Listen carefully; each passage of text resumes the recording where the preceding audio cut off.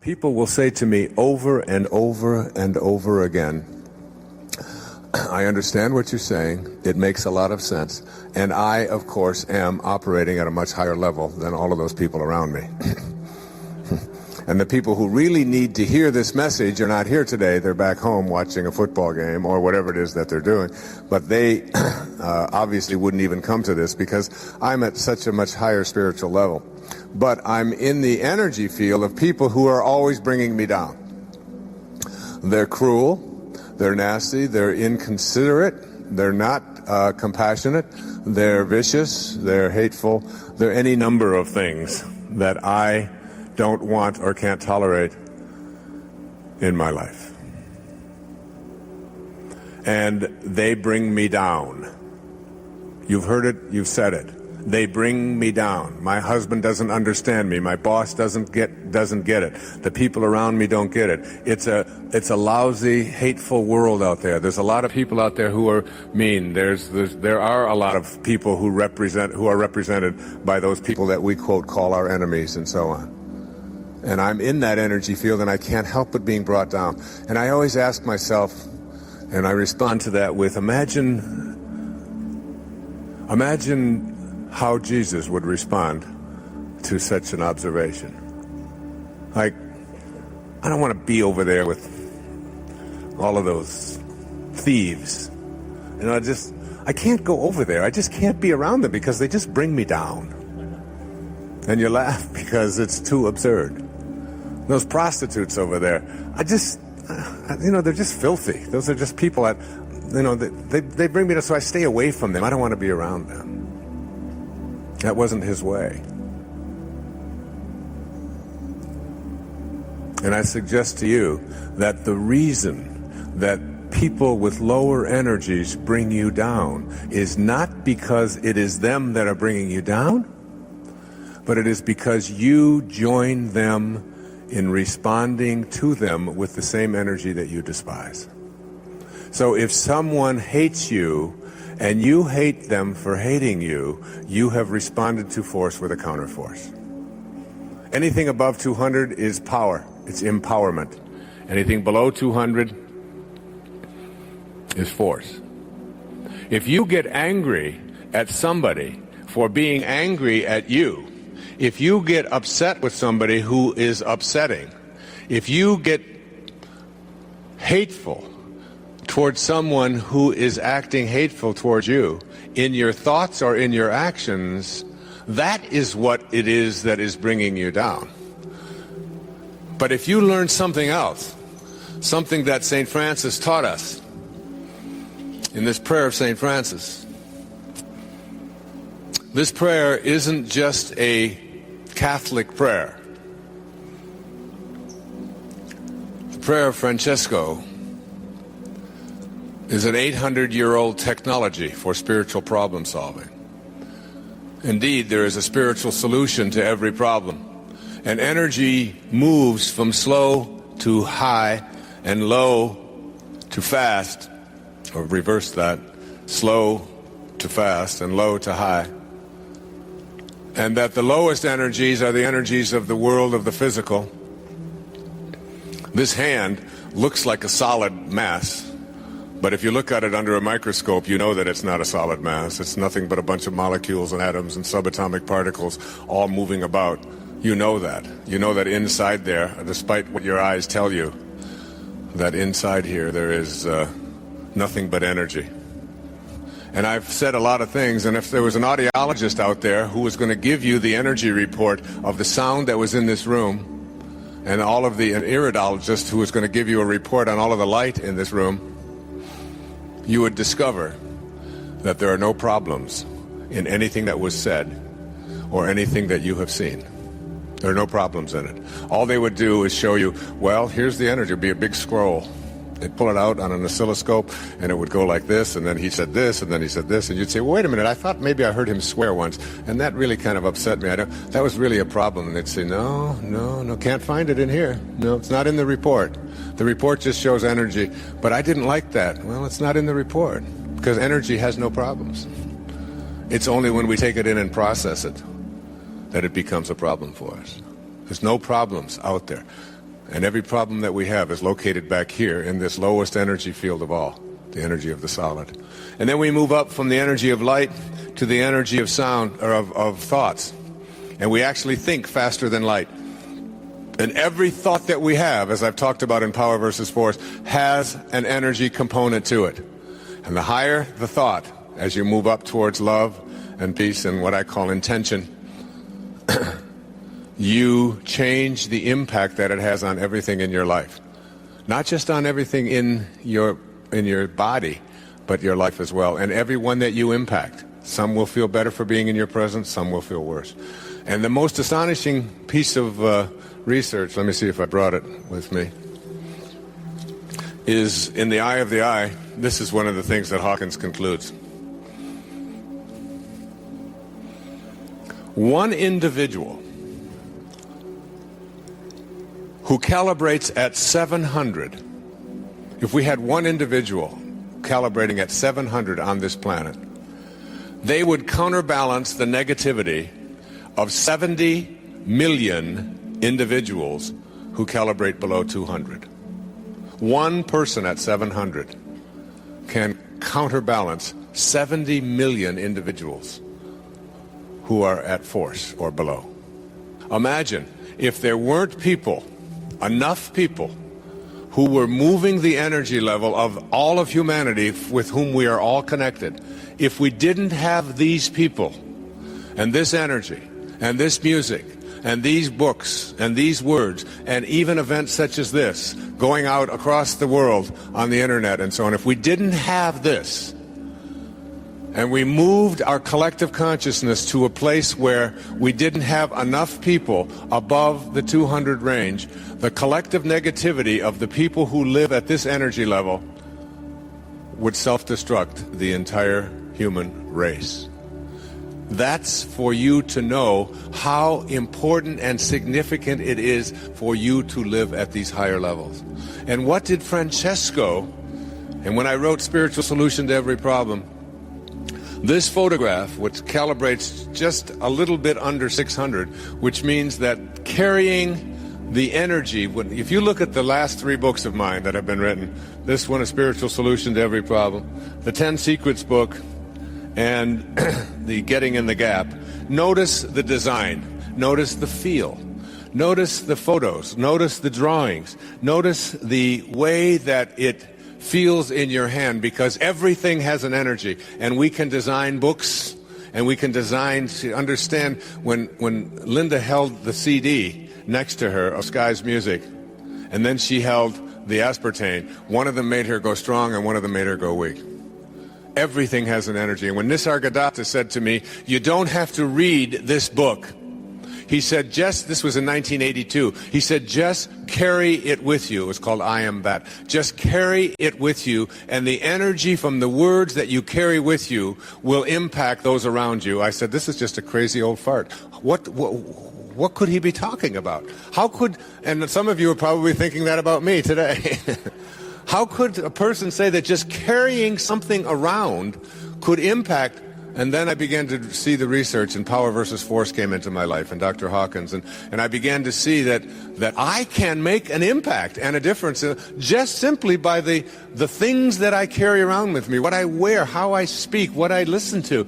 I can carry something around. This photograph was taken in Assisi after I carried a young man named John Grable up the steps of this castle, and he had muscular dystrophy. And we were going up the steps, and suddenly, as I had him, he said, I can't go any further, because he walked like this. He had these huge braces, 20-pound braces on his legs, and he had to do this in order to get up each step. And then he had to take this one and go up the step. But this had a circular staircase in it, and it started to narrow, and he couldn't get his leg out any further. He could only go like this far. And he said, Wayne, he said, I can't go up any higher. I can't. And there was a line of people below us. And I said, John, all you have to do is put your arms around my back, and I'll carry you up the steps.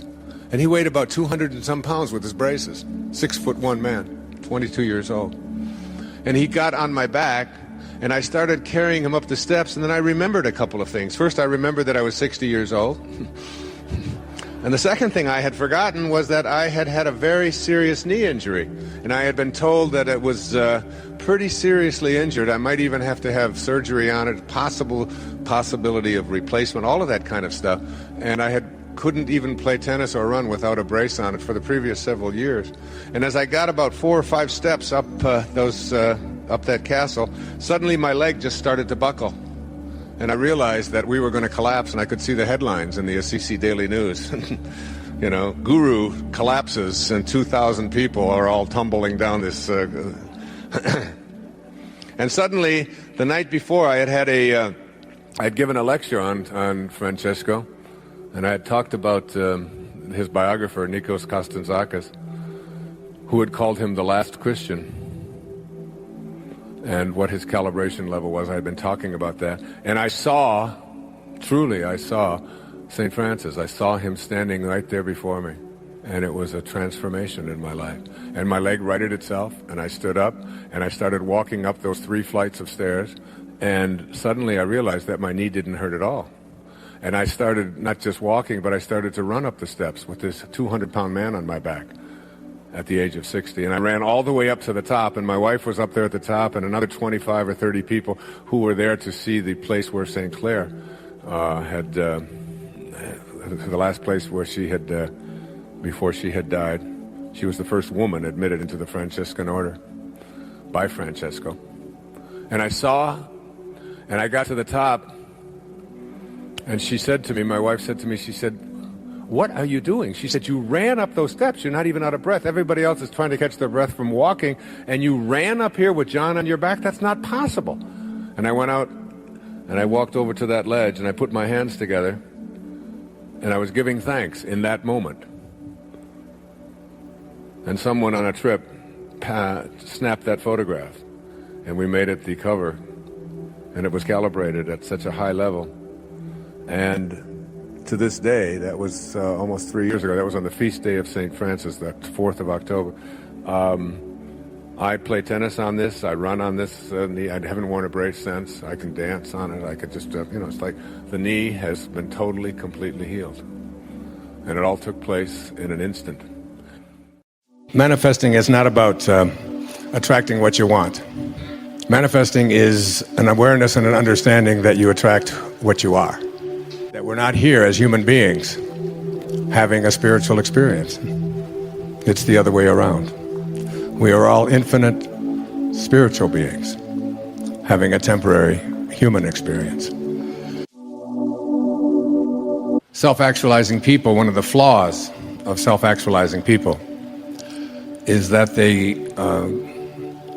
get over death almost as if it didn't happen.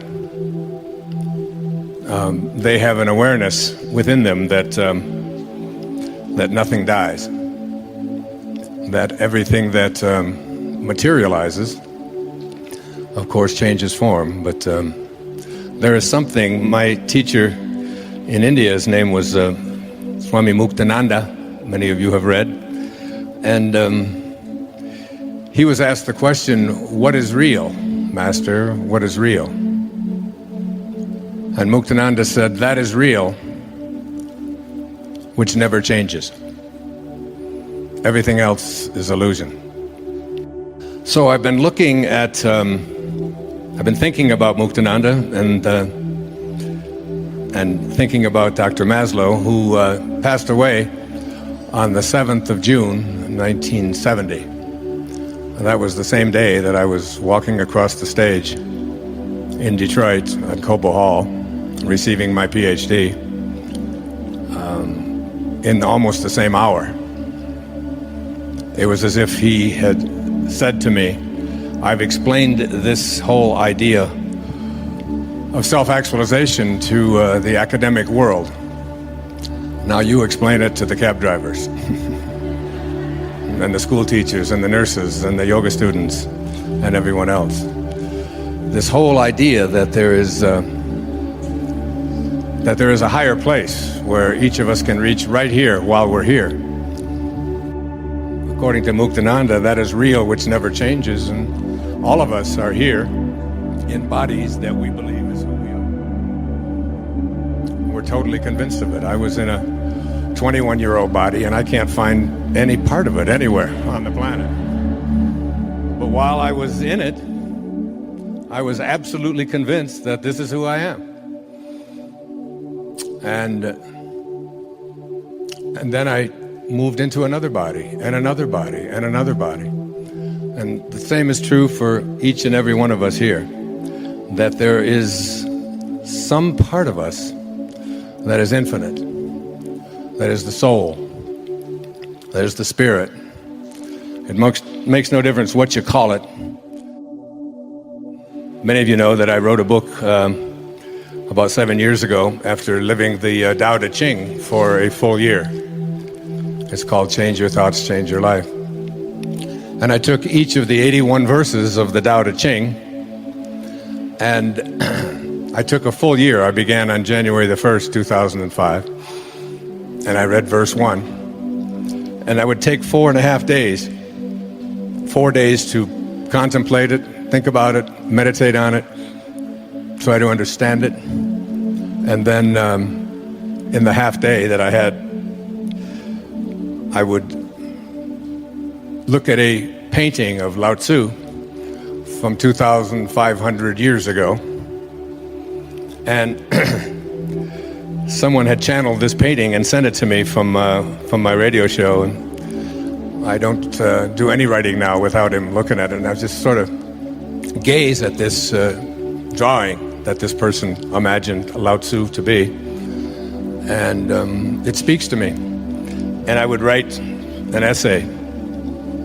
The Tao Te Ching, some call it the wisest book ever written. Someone once sent me a copy of a book called Jesus and Lao Tzu. And on the left-hand side of the page were all the sayings of Lao Tzu. And on the right-hand side of the page were all the sayings of Jesus that mirrored what Lao Tzu had said 500 years before his birth. Now, I'm not saying Jesus was plagiarizing, but I am saying there are eternal truths. And these eternal truths come to me directly out of the Tao. And I did this for each of the 81 verses of the Tao. And the opening line of the Tao Te Ching says, "The Tao that can be named is not the Tao." As soon as you try to define this invisibleness that is within each and every one of us, that keeps occupying these new bodies all the time, while the body continues to change, who we are is infinite. So I wrote a few words out about what I think of as the soul. Let me just share them with you. The ideal of the soul, this part of you that is never changing, this part of you that is infinite. And that word infinite is a very important word to think about because it's the opposite of finite. Finite means something begins and ends. If it didn't end any place or didn't begin any place, we wouldn't be able to call it finite. We would say it is always continuing. The minute that it stops, the minute we have a form to it, the minute we place anything on it that is associated with this physical corporeal world that we all live in, it moves from the infinite to the finite. So to try to define that which is infinite with a brain or a mind that is finite is an impossibility. Lao Tzu knew this and understood this. It's why meditation is such an important part of the process of coming to our highest self, coming to know who we are. It's the place where there are no beginnings. Herman Melville once said that God's one and only voice is silence. Is silence. It's the one place where there's nothing finite there. Blaise Pascal, the famous French philosopher and scientist, once said that all of man's troubles stem from his inability to sit quietly in a room alone. But most of us just aren't comfortable with this because we have come to believe and trust in the evidence for who we are is on the basis of that which we can touch and see and feel and smell, what our five senses tell us. But our five senses lie to us.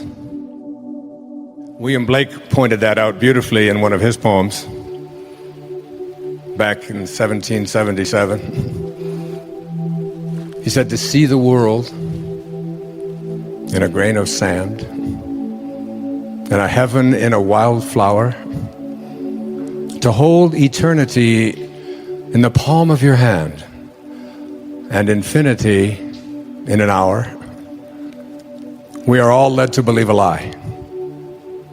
When we see with, not through the eye, which was born in a night, to perish in a night, while the soul slept in beams of light. We are all infinite beings in a temporary human experience. I've said it over and over again. Whenever people ask me what's my very favorite quote, my very favorite observation, it came from Pierre Teilhard, the French priest who was excommunicated from the Catholic Church for his outrageous ideas. He said that we're not here as human beings having a spiritual experience. It's the other way around. We are all infinite spiritual beings having a temporary human experience. And coming to a place where we live our lives from that infinite place and beginning to know our soul, it's one of the reasons why I accepted an invitation to come here. I do yoga myself 5-6 times a week. I know the significance of it for me in my own body and my own health, my own life, my own emotional state. I know that when I meditate, I'm better. I know that when I do yoga, I'm healed. And so I came. So getting to know the soul, the spirit, and not identifying ourselves on the basis of our physical senses. It's the essence of my newest book, which is a PBS special called Wishes Fulfilled. It's the whole message behind all of it, is to really come up with a specific way to come in contact with this infinite part of ourselves. Now remember, if it's infinite, it doesn't stop any place. It doesn't start any place. That's by definition infinite. So if something doesn't start and doesn't stop, what is it doing? It has to be expanding, doesn't it? The minute it stops expanding, it's finite. We're no longer talking about the soul. We're talking about what Blake said, we've become, we see with, not through our eyes. So here's what I jotted down. The ideal of the soul, the thing that it asks for, is neither knowledge, nor light, nor happiness. The ideal of the soul is space, immensity. The one thing it needs, more than anything else, is to be free to expand and to reach out and to embrace the infinite. Yet the ideal of the soul is infinity, because that's what the soul is. It is miserable when it is circumscribed or restricted in any way. Now, I have 8 children, 6 beautiful daughters and 2 sons. One of the things that I know, I used to say that before I had children, I had 8 theories about how to raise children. And now I have 8 children and no theories. Right? But one of the things I know about children is that no one likes being told what to do. And this isn't just children, this is all of us. One of my favorite songs is a song from when I was back in high school Oh, give me land, lots of land, and the starry skies above. Boy, you know it. Don't fence me in. Don't restrict me. Don't put boundaries on me. Don't tell me what I can do and what I can't do. Don't tell me how to be there. Don't tell me what to wear, what to think. Don't tell me how to do yoga. Don't tell me. I don't want to be told. This is the soul speaking, always. The soul is constantly having a desire to expand and grow. And anything or anyone that comes into your life that attempts to do that, you will find yourself fighting it and reaching back. Particularly will you find this in your yoga practice. Yoga, the word yoga means what? Union. Union with what? Your highest self. Union with God. This is what the highest self is. It's the part of you, the place within you. So, yoga, or union, is really a way of becoming a manifester. Now, in order to become a manifester, someone who was able to attract and place into their lives what they place their attention on, there are certain, we saw a lot about something called The Secret not too long ago, on all the newspapers and magazines and on the news and always. And I was asked to be a part of that and stayed away from it for different reasons. Because for me, manifesting is not about attracting what you want. Manifesting is an awareness and an understanding that you attract what you are. I have been studying in depth something called the I Am Discourses. And I'll share just a little bit about it here. But one of my very favorite quotes, this is from Unveiled Mysteries, says, "The attitude of one person who wishes to work in conscious cooperation with the ascended host, with God, should not be, I wish I could go to them for instruction and pray to God or the source, that from which we all originated." T.S. Eliot said, "We shall not cease from exploration. But at the end of all of our exploring will be to return to the place from which we originated and to know it for the first time." Now, the poet was speaking about dying, leaving the body. I'm not.